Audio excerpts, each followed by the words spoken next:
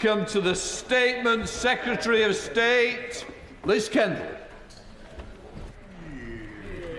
With permission, Mr Speaker, I'd like to make a statement on the investigation by the Parliamentary and Health Service Ombudsman into the way changes in the state pension age were communicated to women born in the 1950s. Mr Speaker, the state pension is the foundation for a secure retirement. It's why this government is committed to the pensions triple lock, which will increase the new state pension by more than £470 a year from this April and deliver an additional £31 billion of spending over the course of this Parliament. And it's why governments of all colours have a responsibility to ensure changes to the state pension age are properly communicated so people can plan for their retirement. Before I turn to the government's response to the Ombudsman's report, I want to be clear about what this report investigated and what it did not. The report is not an investigation into the actual decision to increase the state pension age for women in 1995, or indeed to accelerate that increase in 2011, a decision which the then Conservative Chancellor George Osborne said, and I quote, probably saved more money than anything else we've done, a comment that understandably angered many women and sparked the original WASPI campaign. The Ombudsman is clear that policy decisions to increase the state pension age in 1995 and since were taken by Parliament and considered lawful by the courts. What this investigation is about is how changes in the state pension age were communicated by the Department for Work and Pensions and the impact this may have had on the ability of women born in the 1950s to plan for their retirement. I know this is an issue of huge concern to many women, which has spanned multiple parliaments. Like so many other problems that we have inherited from the party opposite, this is something which the previous government should have dealt with. Instead, they kicked the can down the road and left us to pick up the pieces. But today, we deal with it head-on. My honourable friend, the Pensions Minister, and I have given the Ombudsman's report serious consideration and looked in detail at the findings and at information and advice provided by the Department which was not available to us before coming into government. The Ombudsman looked at 6 cases. He found that the Department provided adequate and accurate information on changes to the state pension age between 1995 and 2004, including through leaflets, pensions education campaigns, and on its website. However, decisions made between 2005 and 2007 led to a 28-month delay in sending out letters to women born in the 1950s. The Ombudsman says these delays did not result in the women suffering direct financial loss, but they were maladministration. We accept that the 28-month delay in sending out letters was maladministration, and on behalf of the government, I apologise. This government is determined to learn all the lessons from what went wrong, and I'll say more about this in a moment. We also agree that the women suffered no direct financial loss because of the maladministration. However, we do not agree with the Ombudsman's approach to injustice or remedy, and I want to spell out why. First, the report doesn't properly take into account research showing that there was actually considerable awareness that the state pension age was increasing. It references research from 2004 showing 43% of women aged over 16 were aware of their state pension age. But it doesn't sufficiently recognise evidence from the same research that 73% of women aged 45 to 54 were aware that the state pension age was increasing, the very group that covers women born in the 1950s. Or research from 2006 that 90% of women aged 45 to 54 were aware that the state pension age was increasing. Second, the report says if letters had been sent out earlier, it would have affected what women knew about the state pension age. However, we do not agree that sending letters earlier would have had the impact that the Ombudsman says. Research given to the Ombudsman shows only around a quarter of people who are sent unsolicited letters actually remember receiving them or reading them. So we cannot accept that in the great majority of cases, sending a letter earlier would have affected whether women knew their state pension age was rising or would have increased their opportunities to make informed decisions. These two facts, that most women knew the state pension age was increasing and that letters aren't as significant as the Ombudsman says, as well as other reasons, have informed our conclusion that there should be no scheme of financial compensation to 1950s-born women in response to the Ombudsman's report. The Ombudsman says that as a matter of principle, redress and compensation should normally reflect individual impact. However, the report itself acknowledges that assessing the individual circumstances of 3.5 million women born in the 1950s would have a significant cost and administrative burden. It's taken the Ombudsman nearly 6 years to investigate the circumstances of 6 sample complaints. For the DWP to set up a scheme and invite 3.5 million women to set out their detailed personal circumstances would take thousands of staff years to process. Even if there was a scheme where women could self-certify that they weren't aware of changes to their state pension age and that they've suffered as a result, it would be impossible to verify the information provided. So the alternative put forward in the report is for a flat rate compensation scheme at level 4 of the Ombudsman's scale of injustice.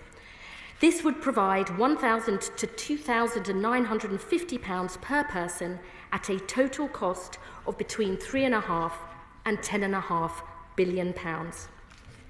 Given the vast majority of women knew the state pension age was increasing, the government does not believe paying a flat rate to all women at a cost of up to £10.5 billion would be a fair or proportionate use of taxpayers' money, not least when the previous government failed to set aside a single penny for any compensation scheme, and when they left us a £22 billion black hole in the public finances.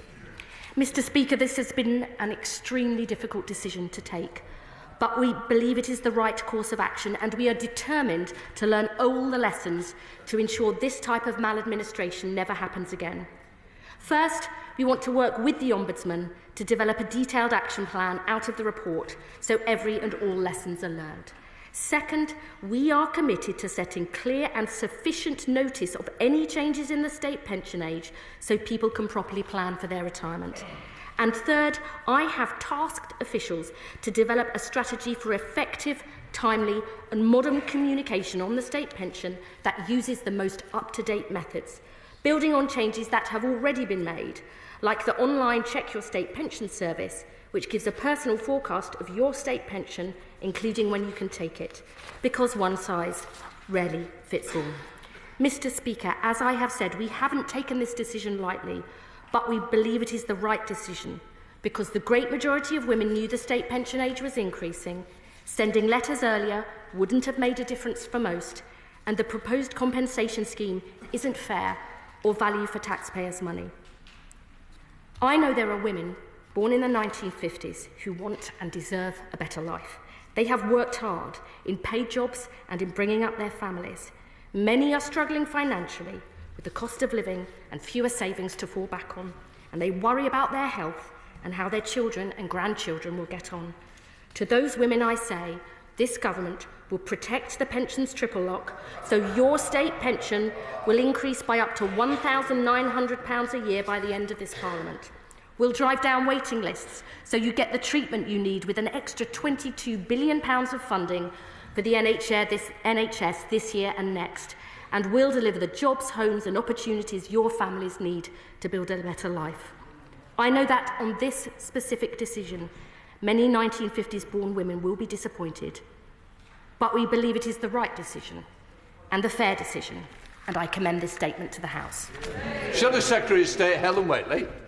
Thank you, Mr. Speaker, and I would like to thank the Right Honourable Lady for advance sight of her statement. And I would also like to start by thanking the Ombudsman and his team again for their work on this important matter. In March this year, the Parliamentary and Health Service Ombudsman published its final report into the way that changes to the state pension age were communicated to women born in the 1950s. The report took over 5 years to produce and reflects the complexity of the issue. It spans a 30-year period across different governments, dating back to Parliament's decision in 1995 for the state pension age for men and women to be equalised in a long overdue move towards gender equality.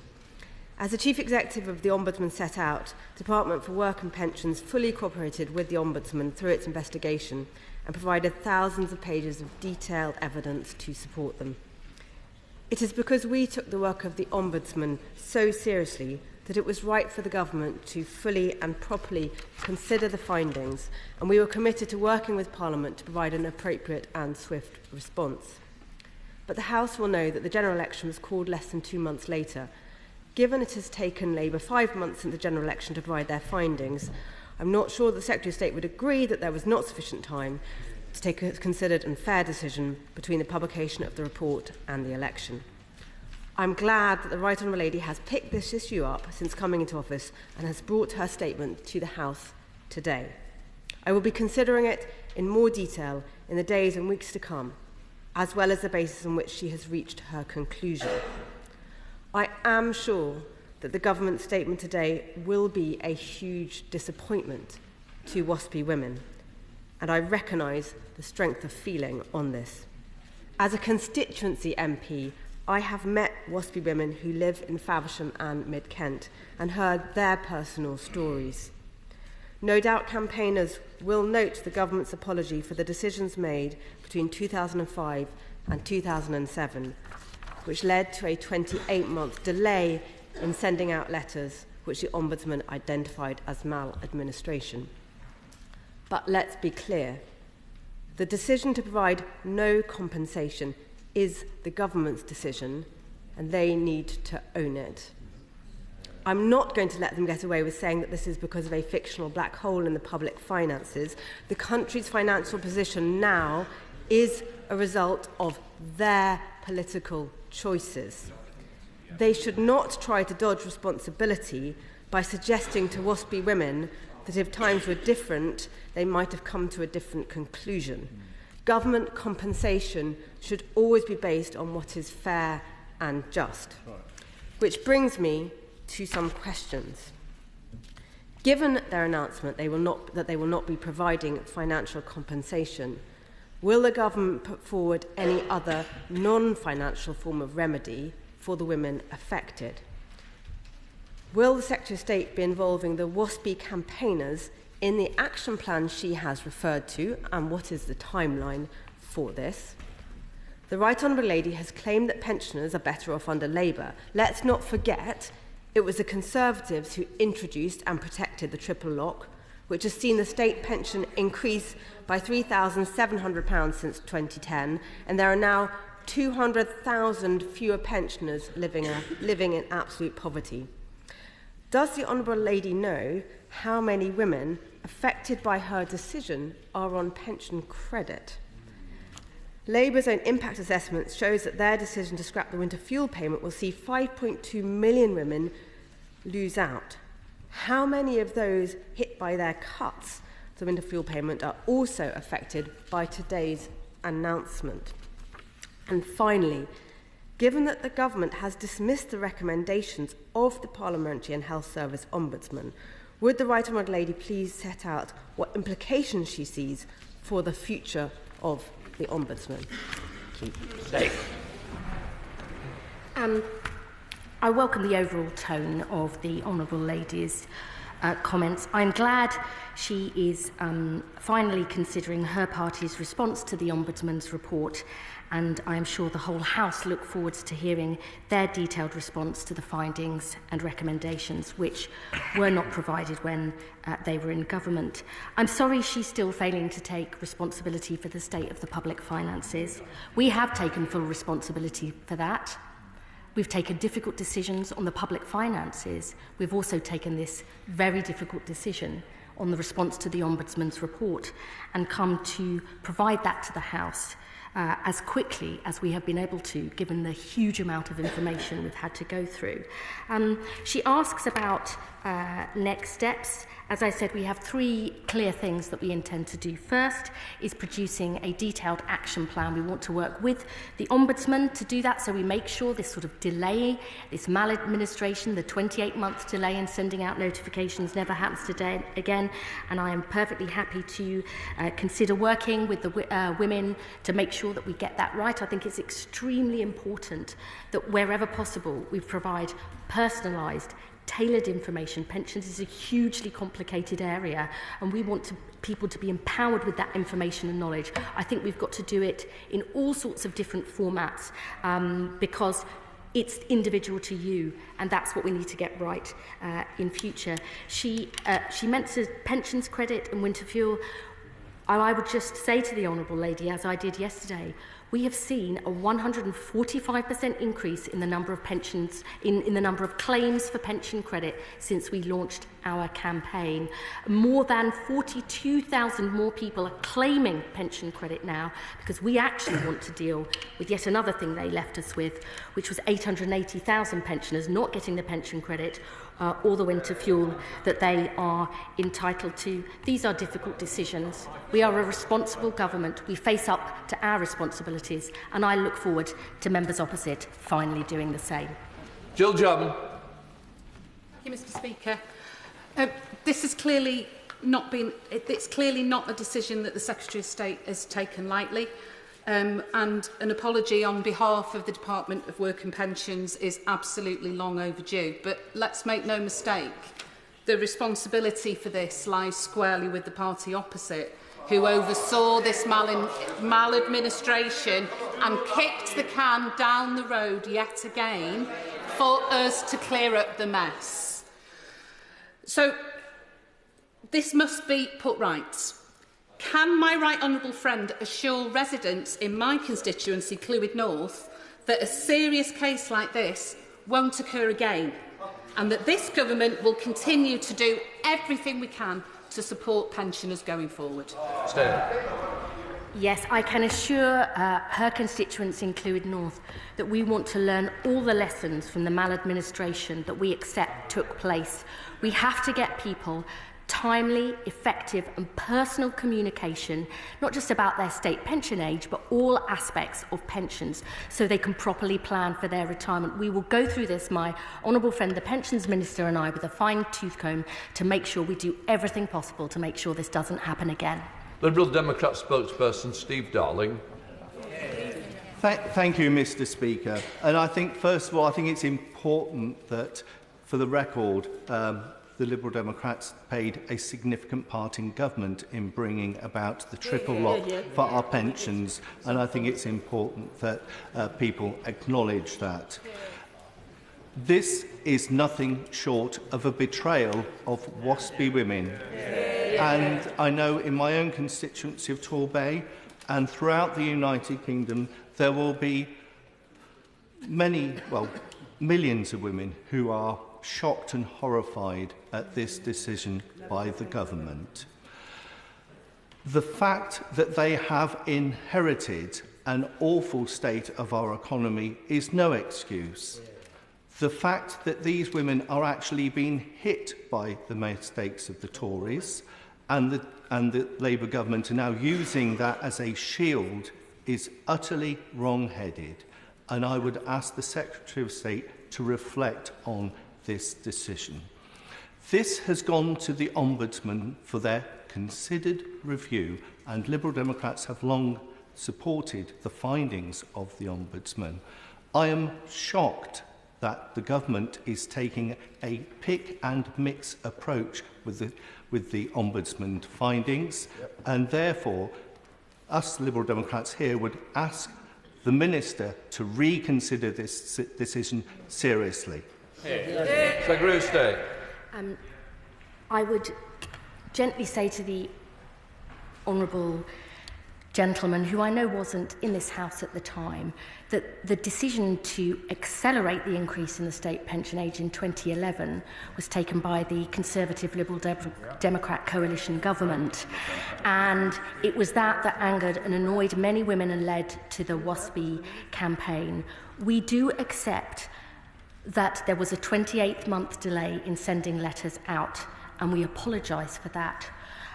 But we do not agree to the Ombudsman's approach to injustice or to remedy. When only we don't believe the letters would have had an impact on most, as the Ombudsman said, and when 90% of women knew that the state pension age was increasing, we cannot accept that flat rate of payment of up to £10.5 billion is a fair or appropriate use of taxpayers' money. I know that will disappoint some women born in the 1950s, but we believe it is the right and the fair decision. Florence, Eshalomi. Thank you, Mr. Speaker, and I share the Secretary of State's concern in terms of the black hole that was left, and this would have been a difficult decision for her to take and bring to the House today. But I think about the many constituents across all our constituencies that have contacted us about this, including my constituent Valerie, who wrote to me and said, "We simply cannot afford to wait any longer for justice, given that 20,000 WASPI women have tragically died since the Ombudsman's finding was published more than 6 months ago." I know that Valerie and many others in my constituency will be very disappointed at this. The Minister said that she accepts that maladministration. Does that maladministration not then mean accountability? So state. And we do indeed take responsibility for the maladministration between 2004 and 2007, a delay in 28 months in sending those letters out. I just want to reiterate to my honourable friend and to the House, this isn't a decision about the actual increase in the state pension age, which so many women were aggrieved about. It is in how that was communicated. We accept those letters should have gone out earlier. But because even if we had sent the letters, it wouldn't have made a difference for most. And when 90% of those 1950s born women knew the state pension age was increasing, we don't think that compensation scheme proposed is fair or proportionate, which is why we have taken this extremely difficult decision. Dame Caroline Dinenage. Thank you very much, Mr. Speaker. The Parliamentary and Health Ombudsman's report says what many WASPI women across my constituency have been saying for years, that between those years of 2005 and 2007, the DWP let them down and the last Labour government let them down. So I'm grateful to the Secretary of State today for her apology, but that will come as cold comfort for those who are in this situation in the face of no financial compensation. And if I'm right in hearing what she's saying in way of mitigation for this, she says it's too complicated and that it's someone else's fault, which will not be comfort at all to those impacted. So my question to her really is what conversation she plans to have with those WASPI women to see what more can be done, what more support can be done to be put in place for those most impacted. Thursday. I myself met with the WASPI Women campaign in opposition when I was appointed as Shadow Work and Pensions Minister. The Minister for Pensions was the first Pensions Minister to meet with the WASPI campaign for 8 years, and she is happy to meet with them again. What I would just say to the Honourable Lady, who I know feels very deeply about this issue, is we will learn all the lessons from what went wrong with that delay in sending those letters out. But we don't agree that even if we had done, they would have made the difference that the Ombudsman claims, and that it is not about this being too complicated or not. We believe that when 90% of women aged 45 to 54 knew the state pension age was increasing, a flat rate compensation scheme costing up to £10.5 billion, we do not agree that is a fair or proportionate use of taxpayers' money. Rebecca Long-Bailey. The All-Party Parliamentary Group for State Pension Inequality found huge numbers of women suffered significant financial hardship. Many even lost their homes. So the Secretary must realise that an apology is welcome, but it's not enough for them. And frankly, it's unprecedented for a government to agree with the findings of an Ombudsman on the one hand, but to refuse to initiate redress when clear injustice has occurred. So to those women who have lost everything, what will the Secretary say to reassure them today? I understand the concerns my honourable friend raises, but I would just reiterate the finding from the Ombudsman's report that there was no direct financial loss. And we agree that those letters should have been sent out earlier. We will learn all the lessons in order to put that right. And I'm more than happy to discuss with the all-party parliamentary group about precisely how we do that, so that that kind of maladministration and sending letters out never happens again. John Milne.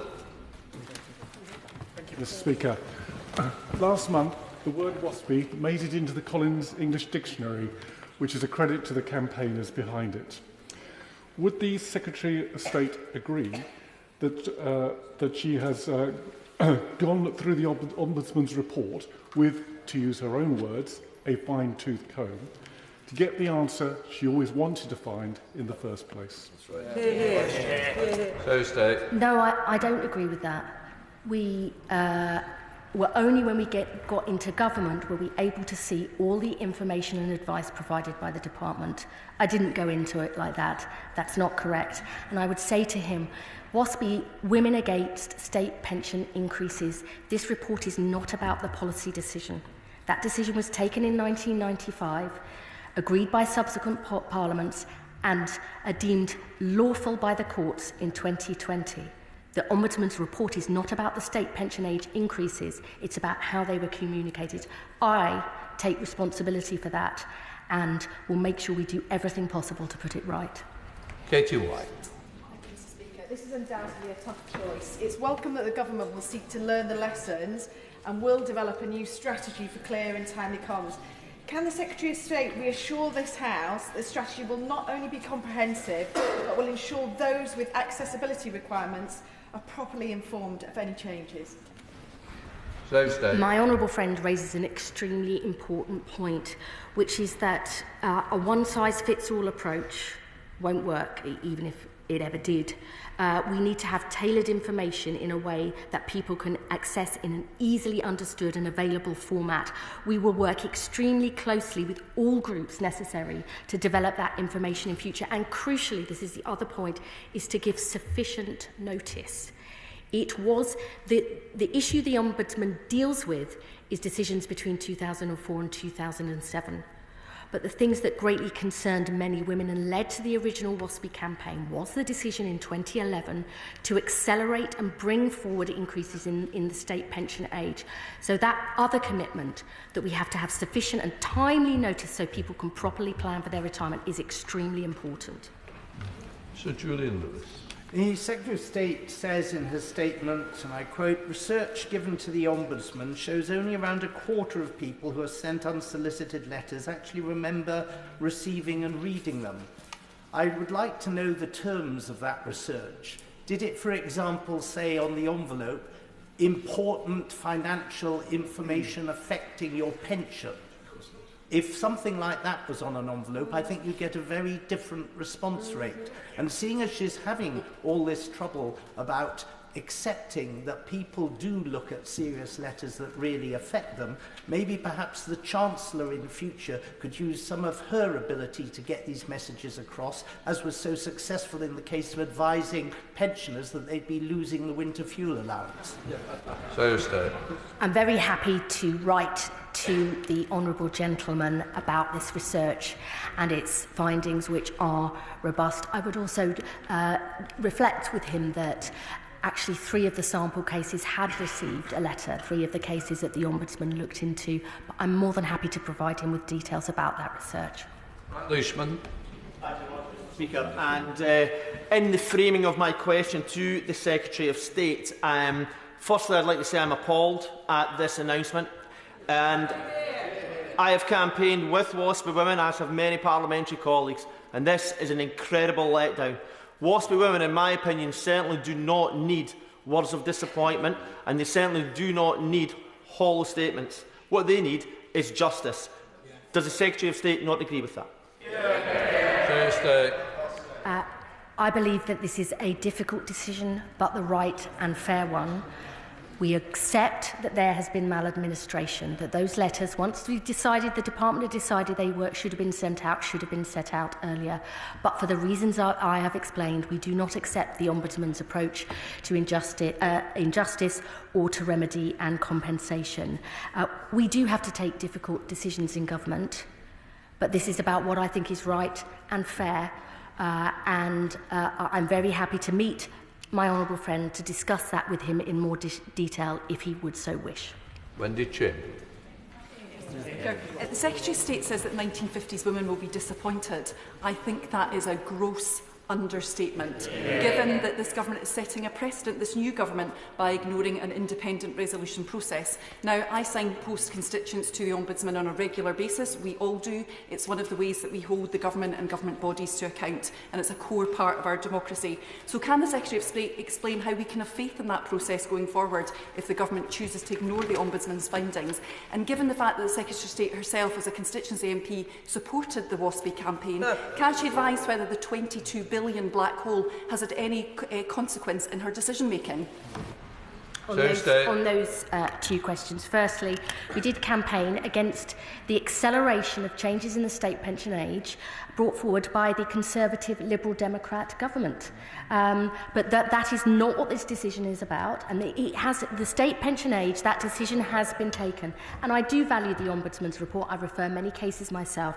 We accept his finding on maladministration, but we don't accept that his view on injustice. But I do consider the Ombudsman to continue to have a really important role to play for many constituency MPs, and I, for one, will continue to refer cases to the Ombudsman, as I always have done.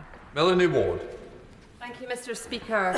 The government is right to have apologised to Whately women today, and my right honourable friend is also right to have not acknowledged the significant disappointment that will be felt. Of course, what is important as well is that this Labour government is acting to boost pension pots across the country. And I wonder if the Secretary of State agrees with me that it's really important that through the measures the government is taking, we not only protect pension pots, but actually enhance them so that pensioners are better off. The pension schemes bill will do precisely that. One of the really important things we want to do is to consolidate smaller pension pots so that they deliver better value and better results for those in retirement, and that is exactly what that will do. We want to see the very best for pensioners and also the very best for UK PLC, which is why our pensions reforms are so important. And my honourable friend, the Minister for Pensions, will be delivering on that in the months and years ahead. Kirsty Black. Where said, under my leadership, Whately women will finally receive the justice they deserve. Is the justice they deserve being paid less than their male counterparts throughout their career? Is the justice they deserve being sacked or forced to resign from their jobs when they had children? Is the justice they deserve the removal of the winter fuel payment? Why are the Labour government absolutely determined to take every opportunity to screw over 1950s born women? I am proud of the last Labour government's record on helping the lowest paid women pensioners and the improvements that we delivered.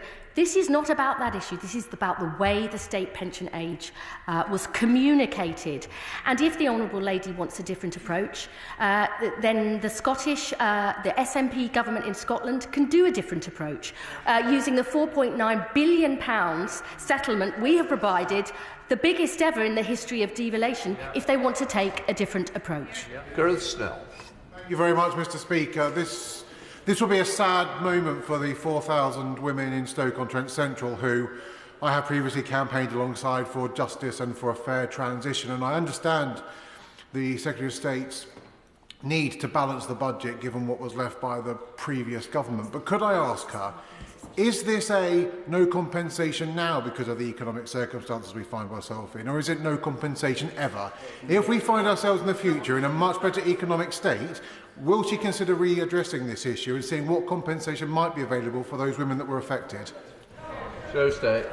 We don't agree with the Ombudsman's approach to injustice or to compensation. We don't believe that sending those letters earlier, even though we should have done, would have made the difference that the Ombudsman claims. And we think that when 90% of 1950s born women knew that the state pension age was increasing, that a flat rate compensation scheme costing up to £10.5 billion, we do not believe that is a fair or appropriate use of taxpayers' money. But we will make sure we learn lessons from that maladministration to make sure it never happens again. Sir Gavin Williams. Thank you, Mr. Speaker. Every single one of us in this House, Mr. Speaker, relies on the Parliamentary Health Service Ombudsman to make sure that our constituents get redress. When the PHSO made a similar judgment against Equitable Life, the government came forward with a compensation programme. Can the Secretary of State commit to the House that this House will have a binding vote on this so that this House can decide as to whether what the government is proposing is justice to WASPy women, because I certainly don't believe it is. Secretary of State. Well, I'm sure he could have encouraged his party to do a compensation scheme when he was in government. And the reason the Ombudsman actually referred the report to Parliament was because he didn't believe that the last government, when they were running the Department for Worker Pensions, would deal with it properly. This government takes our responsibility seriously, and that's why we've come to make this difficult decision to Parliament today.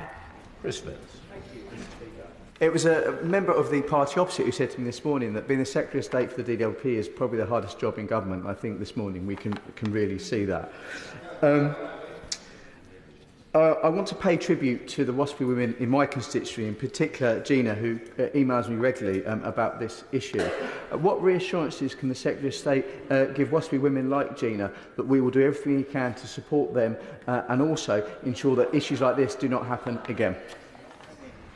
I thank my honourable friend for his question. As I said in my statement, I understand that many women born in the 1950s face a real struggle, and that they will be, on this specific decision, may well be disappointed.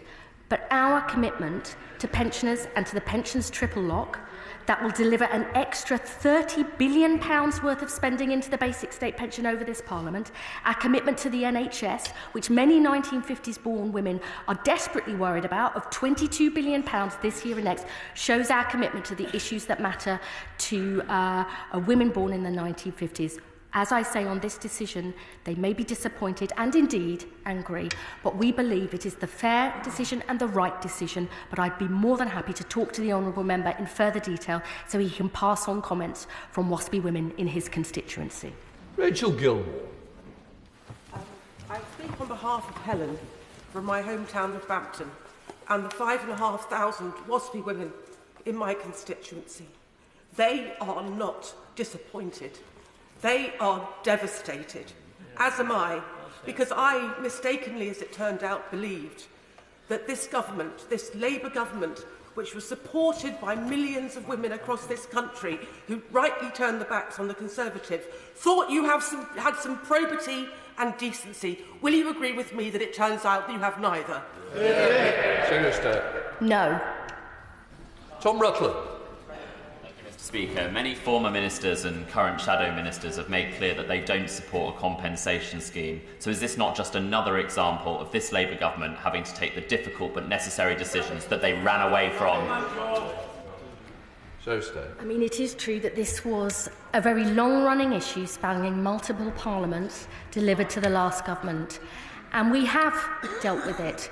We have dealt with it seriously, but also as quickly as we can. We take our responsibilities seriously. It is a difficult decision, but I do believe it is the right and the fair one. Sammy Wilson. Thank you, Mr. Speaker.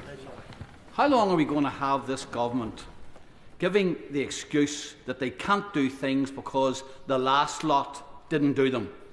Will the Minister remember, she is now in government. When she was in opposition, she campaigned, and other members of her party campaigned for WASPy women. And the facts haven't changed. Administratively, there were mistakes made. Financially, there's still an impact. And now the Ombudsman has found in favour. And she can't hide behind this. We have no money. We've just had the Secretary of State for Energy in the last session of questions, boasting that he's bunging billions of pounds to power companies, and yet at the same time we can't honour the commitments we have to people who were wrongly treated in the pension system. I hate to disagree with the honourable gentleman, but I didn't say it was only about no money. I said that it was because we don't agree that even if we'd sent those letters earlier, it would have made the difference that he said, and that when 90% of women of age 45 to 54 knew that the state pension age was increasing, we do not believe a flat rate is appropriate. But I would say to him this: we do take the public finances seriously. We have to make difficult decisions. We can't spend more than we have. We will continue in that right approach, but based on our values. Based on our values, and we do not believe that what's been set out is the right way forward or the fair way forward. And I have come to the House honestly to make that decision plain, but I'd be very happy to talk to him in more detail if he would like. Milne. Much, Mr. Speaker. The Secretary of State says that this report is about the way that it was communicated to those 1950s born women, and that earlier letters would not have made a difference. But I say they would have made a difference. They would have made a difference when it comes to individuals' financial planning, in their retirement dates and notice that they were giving to their jobs from their wider family arrangements and commitments that they made. There have undoubtedly been losses for those 1950s born women, and the Honourable Member for Stoke Central has just given the government an opportunity to reconsider this at some point in the future. Is she sure that she won't take that offer? Secretary of State. I know my honourable friend cares passionately about this issue and many other issues related to pensioners. I would just repeat what I said in my statement, and indeed what the Ombudsman said, which is that there was no direct financial loss for the women. This isn't about the increase in the state pension age, it's about how it was communicated. And that I think when the research shows that only 1 in 4 people who get an unsolicited letter remember receiving it or reading it, sending those letters out earlier wouldn't have made the difference. And we cannot justify a flat rate compensation scheme or indeed an individualised compensation scheme on that basis. James Wilde. Thank you very much, Mr. Speaker. When the Secretary of State was in opposition, she said that she was a long-standing supporter of WASPI women. Given that, what would she say to the WASPI women in my Northwest Norfolk constituency, the 3,300 in her constituency, and across the country who will be very disappointed at her rejection of any compensation, even if not at the level the Ombudsman recommended? My party did oppose the Conservatives' decision to accelerate increases in the state pension age, but this is not what this report is about. This is about how those changes were communicated, and at the risk of repeating myself, that is why we have taken this decision. Lewis Atkinson. Thank you, Mr. Speaker. It's no small thing, I think, for a Secretary of State to stand up with the sincerity that my honourable friend has and offer an apology on behalf of the government and accept maladministration, and I know she takes that responsibility very seriously. I understand her position regarding the 90% of women who knew the pension age were going to change, but within the 10% that didn't realise that was going to change, people did make individual decisions about their financial circumstances. So can I just ask her to say a little bit more about why she didn't feel it was possible for within those 10% to put in place an individualised compensation scheme? I mean, my honourable friend raises a reasonable question, but the difficulty is if you have 3.5 million women to go through all of them to find out which ones did or didn't know about their state pension age and would have made different decisions on that basis. We have estimated that it would take 10 times the number of staff who administer the state pension, which is for 12 million people. It would take 10 times the number, many years to do that. And we don't think that that is an affordable or possible programme. This is actually something the Ombudsman himself goes through, and is why he proposes a flat rate. But I've already said about why we think that that isn't justified when 90% of those women knew their state pension age was increasing. Christine Jardine. Thank you very much, Mr. Speaker. One of the very first constituents who came to me after I was elected in 2017 was Helen, whose decision on her financial future was taken just before she received the letter that came late. So it did have an impact on her. It also had an impact on the thousands of WASPI women in my constituency who've contacted me over the past 7.5 years.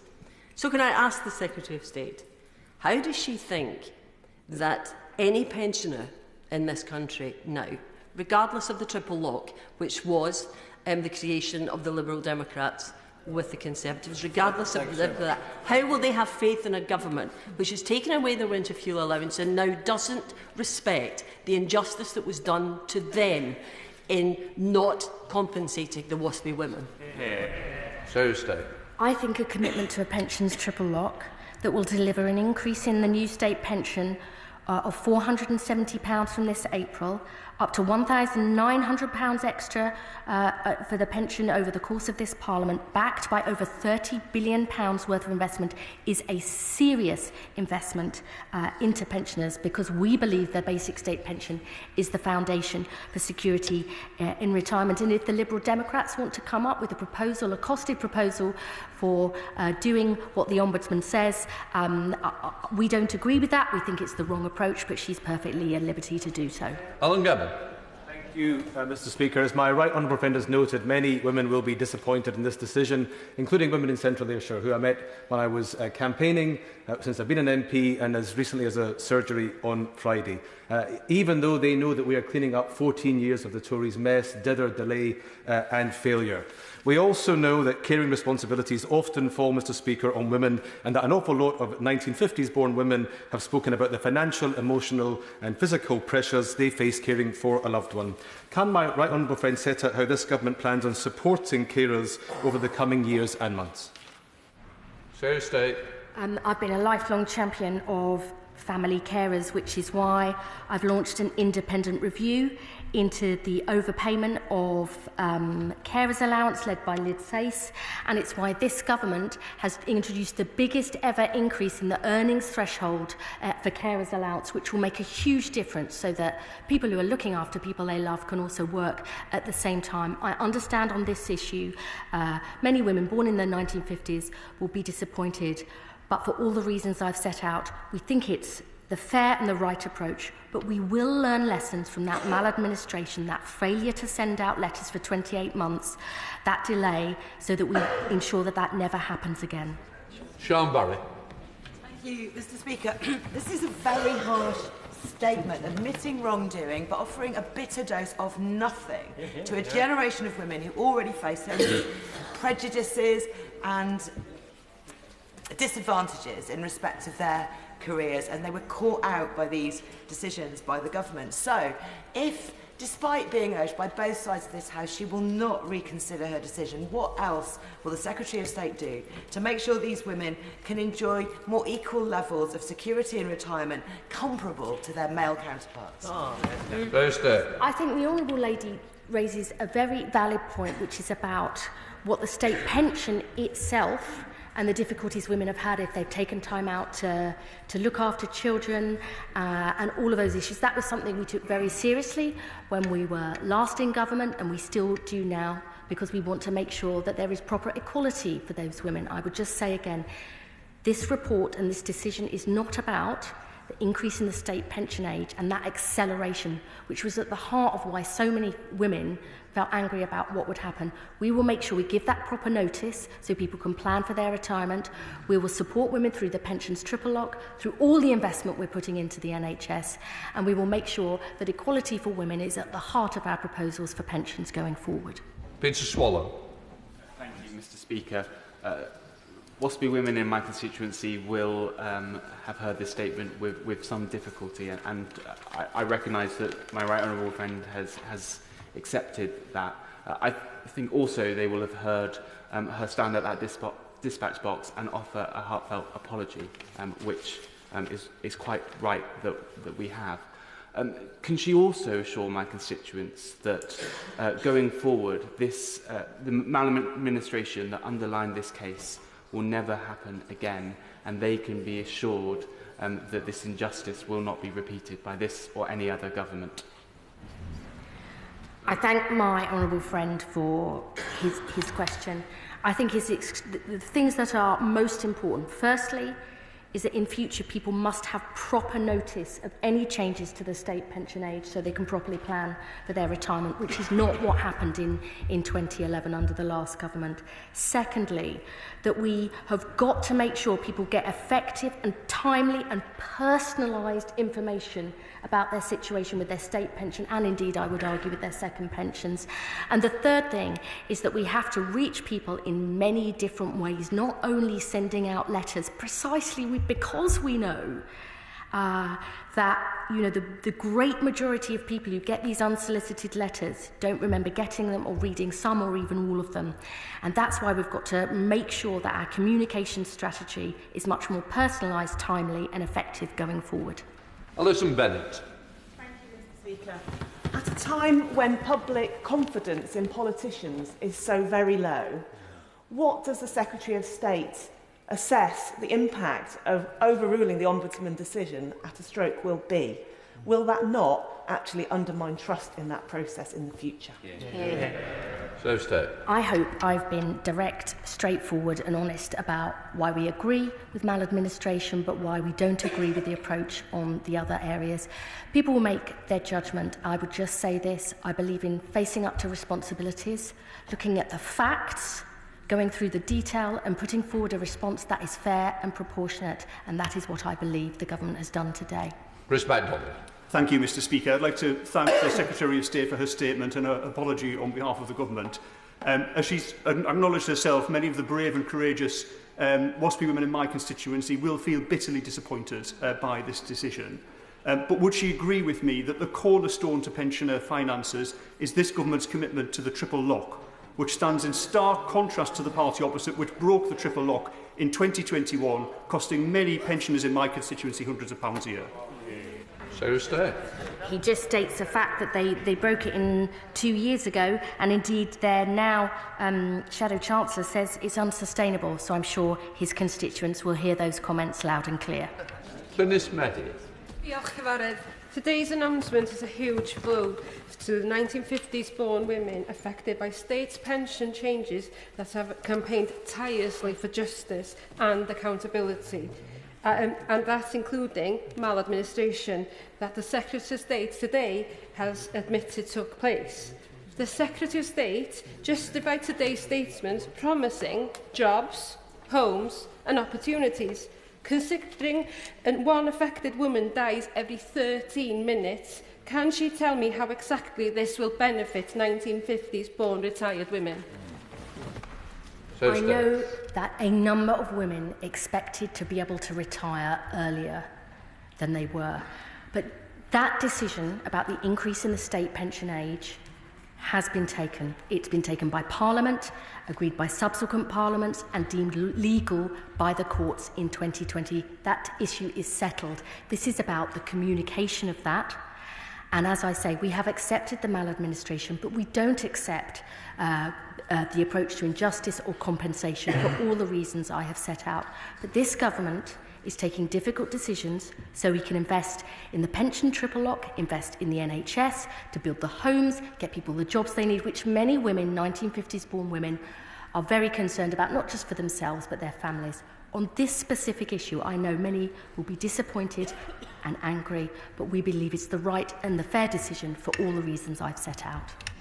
Joshua Rose.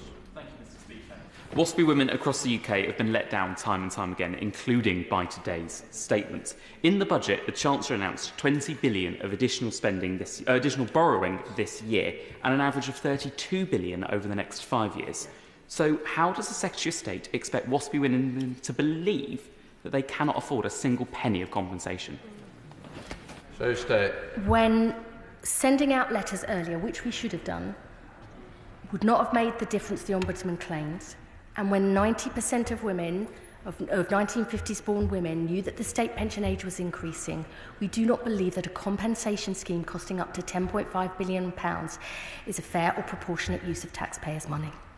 Stephen Flynn. Thank you, Mr. Speaker. When it was politically convenient to do so, the Labour Secretary of State chose to back and support WASPI women. Today, she chooses to betray them. When the public voted for change, instead, they've been given more of the same. Shame on them. Mr Speaker, if the Secretary of State is so confident in her position, then why does she not bring a vote to this House to let us all decide? I'm sure you can have a vote in the Scottish Parliament if the SNP government decides to do that. Vicky Slade. Mr Speaker, I'm shocked and staggered that the Secretary of State has decided to do this the week before Christmas. Sort of bar humbug springs to mind.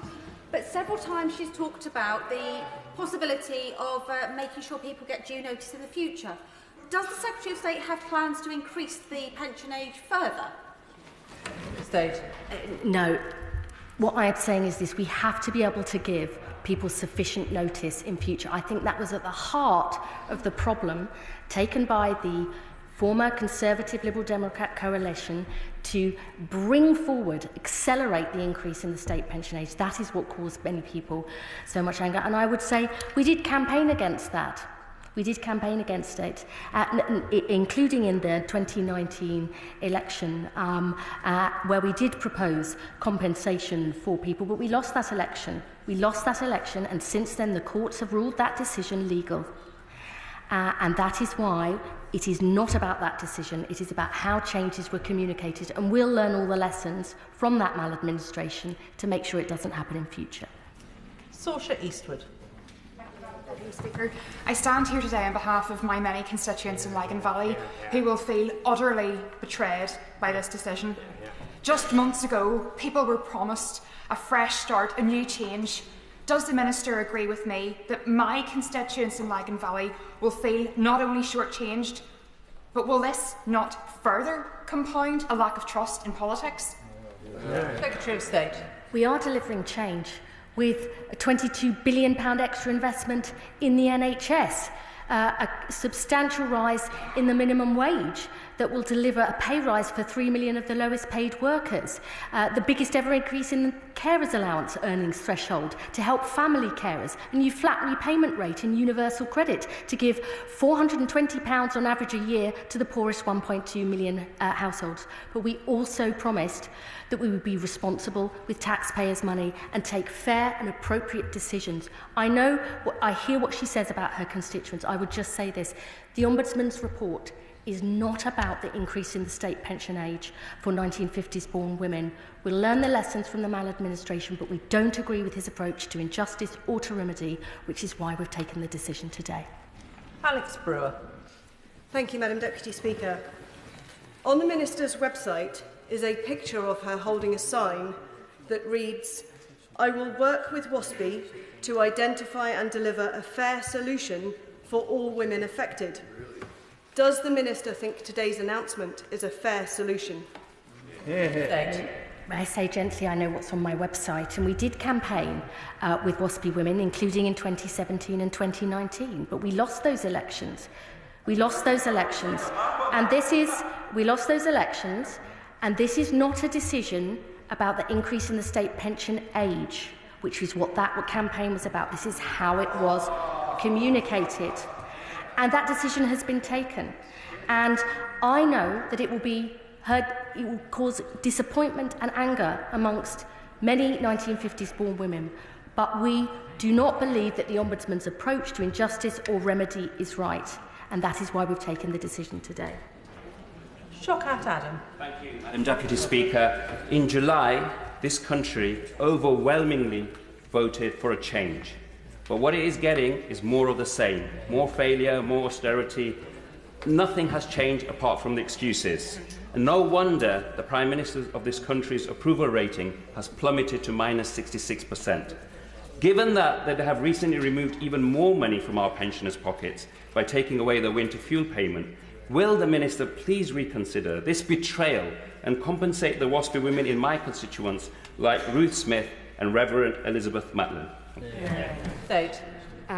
I'm sure he would support an increase in the minimum wage that will deliver a £1,400 a year pay increase for someone who's full-time on the minimum wage in Leicester. I'm sure he will agree with a £22 billion additional investment in the NHS this year and next, a £420 a year on average boost with a fair repayment rate for people on universal credit in Leicester.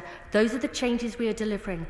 But on this issue, We do not believe the Ombudsman's approach on injustice or remedy is right. We don't believe giving a flat rate compensation when 90% of 1950s born women knew the state pension age was increasing. We don't believe that's a fair or appropriate use of taxpayers' money. Tom Gordon. The constituents that I represent in Harrogate and Knaresborough, thousands of WASPy women will be disappointed with today's statement. I know a number of references have been made to the campaigning that the Secretary of State has done with WASPy women. Does she feel regret that she's led them up the garden path, that they might get some compensation? And while she's apologised for the government's part in the maladministration, will she apologise directly to her WASPy women in her constituency? The Secretary of State. We were campaigning against the increase in the state pension age. And we had all sorts of proposals in our manifesto in 2019, and we lost that election.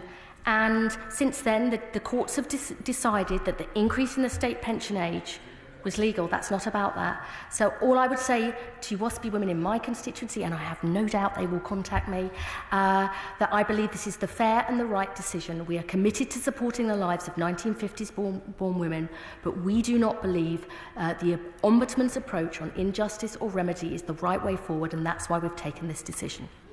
Gregory Campbell. Mr. Speaker, many WASPy women will be appalled at the report or the statement that the Secretary of State has made, but they will look at the proceedings today, and would they be right in concluding that this government were prepared to resolve the pensions of mine workers but not of WASPy women? Secretary of State. We are prepared to take difficult decisions if we would think that they are fair and they are right. And that's why we've taken this approach on the issue of how the state pension age was communicated between 2004 and 2007. We agree with what he says about maladministration, and for the 3 action points that I've said, to make sure we have a clear and detailed action plan to learn all the lessons, to give people sufficient notice in future of their state pension age increases, and to have a detailed programme of communication about the state pension going forward. Those, I think, are firm actions to show that we have learnt the lessons from this report. Claire Young. Thank you, Madam Deputy Speaker. I'm sure that the 69-year-old who contacted me explaining how she'd missed out on being able to care for her dying mother due to needing to work longer would have welcomed a letter giving her enough notice to plan her finances to allow otherwise. What support can the Secretary of State offer WASPy women who are still disproportionately taking on caring responsibilities? Secretary of State.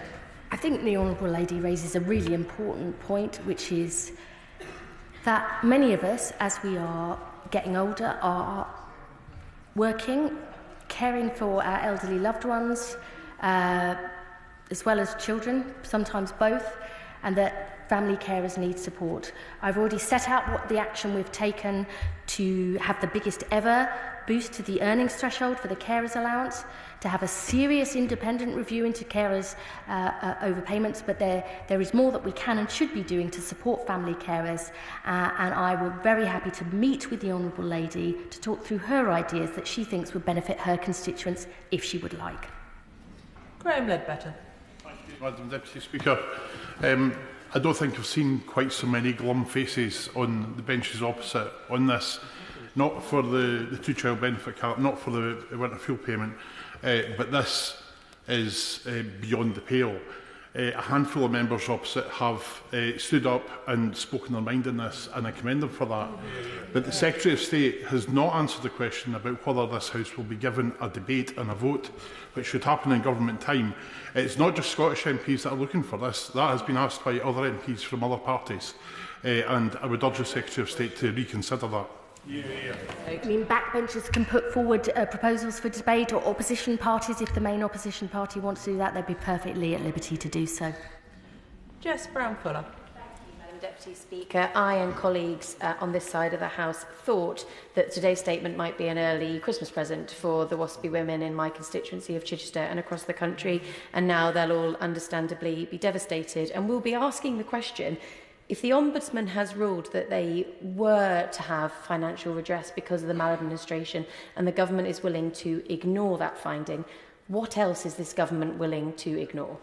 Hear, hear. We don't ignore the Ombudsman. We just don't agree with the approach he takes to injustice or to remedy, because we provided research which showed that 1 in 4 people who receive a letter, an unsolicited letter, only 1 in 4 remember getting it or reading it. So we do not believe that even if we had sent those letters out earlier, which we say we should have done, we do not believe it would have made the difference that the Ombudsman claims. And when 90% of women aged 45 to 54 knew the state pension age was increasing, we cannot justify a flat rate compensation scheme of up to £10.5 billion because we do not believe that's a fair or proportionate use of taxpayers' money. The Ombudsman plays a really important role and will continue to do so. I know I have sent countless constituents to the Ombudsman to try and get redress since I've been an MP for the last 14 years, and we can continue to back their work and effort. Robin Swan. Thank you very much, Madam Deputy Speaker. The Secretary of State has repeated time and time again about what this statement is not about. But what it is about this government not listening to the WSPI women. It's about this government not listening to the Health and Parliamentary Service Ombudsman. In the Secretary of State's statement, she said she will develop a detailed action plan out of the report. Considering you've dismissed 2/3 of that report, especially the financial redress scheme, what action plan is she developing? Secretary of State. It's about how we make sure that we don't have a situation where once a department has decided they need to provide information and send out letters, that we actually do that we don't have a 28-month delay. It's about saying, in the 21st century, what is the modern way to get information and advice that is personalised and tailored to individuals about their state pension age, and I would argue, all of their pensions. It's precisely about those issues that matter so much, dealing with the issues about the maladministration. And if he has any ideas about what more he thinks we should do on that issue, I'm sure either I or my honourable friend, the Pensions Minister, would be more than happy to meet with him and hear his ideas. Step back, Maroon. Thank you, Madam Deputy Speaker. Maladministration is a serious charge, and I know the Secretary of State's taken a 360-degree pummelling about this, but she's declined to say that she would have compensated women if the economy were stronger. She said it wouldn't have made any difference if the letters had been sent. Surely, though, the overall charge of maladministration applies to the broader fact that women born in the 1950s did not know about these changes. Does she therefore agree with me that the failure is not about the channel, but the message? Secretary of State. No, I don't, because we provided research, the research that was provided to the Ombudsman, which he himself used, but he looked at the knowledge of those aged 16 plus and found that 43% knew what their state pension age was, but he doesn't adequately reflect the research of that specific group of women who are affected. I think that is an important consideration as part of our overall decision. It is not based on money alone. But in government, you have to have a look at what is a fair and proportionate use of taxpayers' money, which is one of the elements, along with the others, about the impact of letters, about the fact that the great majority of women knew, that has informed our conclusion that I've set out today. Jim Allister. Thank you.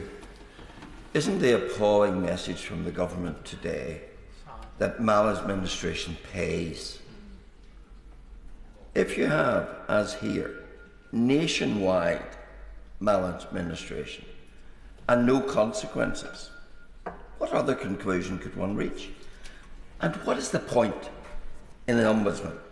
If the government can be judge in its own cause and dispense with the findings, surely the whole purpose of finding maladministration is to ensure that the maladministrator pays.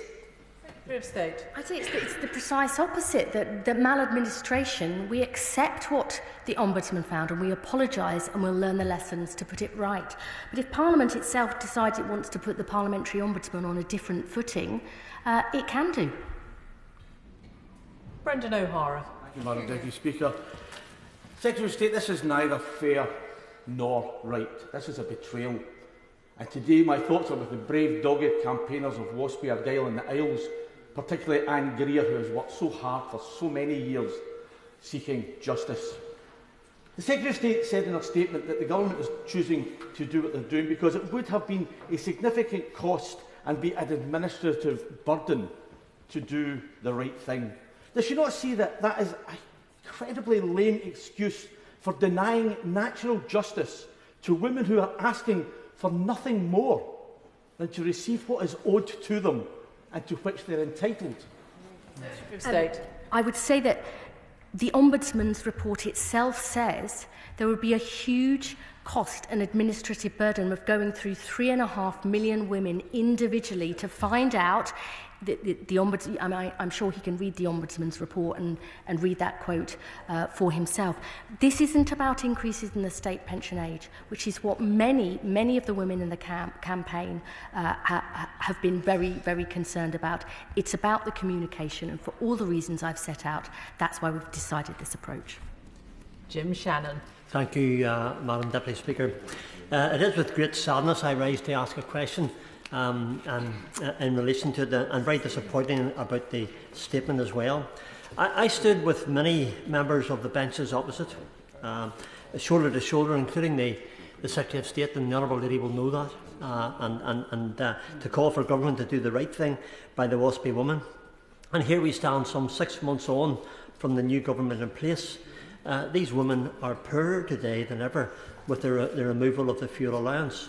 Pensioners are borrowing more and paying off less, and the statement implies that government will do nothing. So will the Secretary of State clarify exactly what has changed for the members opposite who 6 months ago stood up for the pensioners?